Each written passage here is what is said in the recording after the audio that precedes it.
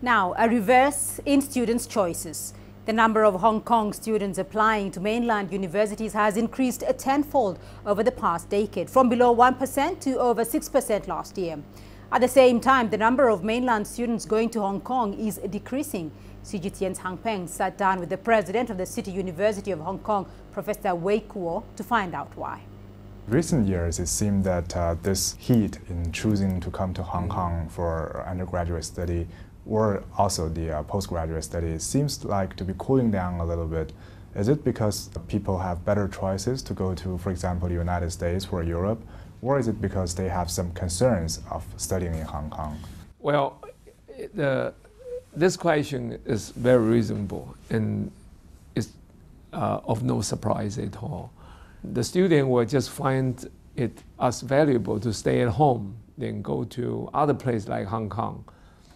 In fact, not only the Chinese students are not going to Hong Kong as many as they used to be. I think the enrollment of the North Americans and European countries are also decreasing. I think it will decrease. For the marginal benefit to go to Hong Kong or North American will be less today than 10 years ago, and which will be less than 20 or 30 years ago. So it makes sense. It's not because we're not doing well. It's because universities in China are doing better. What do you look into when you're enrolling the students from mainland? Because we know that mainland students are very good at cracking exams. That's right.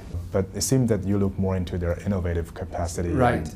In some of the program, we interview students, like creative media, we do interview students. Okay. I don't want to say getting good grade is no good. A lot of people say, oh, the student knows how to crack a GPA and so on and so forth. But by the same token, you're not going to eliminate those who have good GPAs, right? Once you define something, people will cook something for you. No matter what you define, they can cook it. So the GPA, the grade, is definitely one factor. But sometimes we interview people to see whether the individual will fit in a specific program. When you are assessing the mainland students, do you think that in recent years they are changing from having a good capacity of taking exams to getting more innovative and being more realistic, pragmatic in academic research? Most of the patterns that the students are obtaining are from the mainland students. So I hope it works out.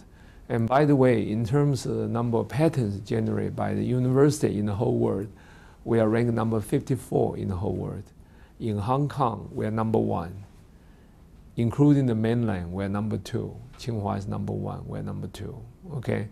And we have far less students in Tsinghua. But I think that's quite impressive. And these are the official patents. A number of them were secured by the students. And most of those are from mainland China.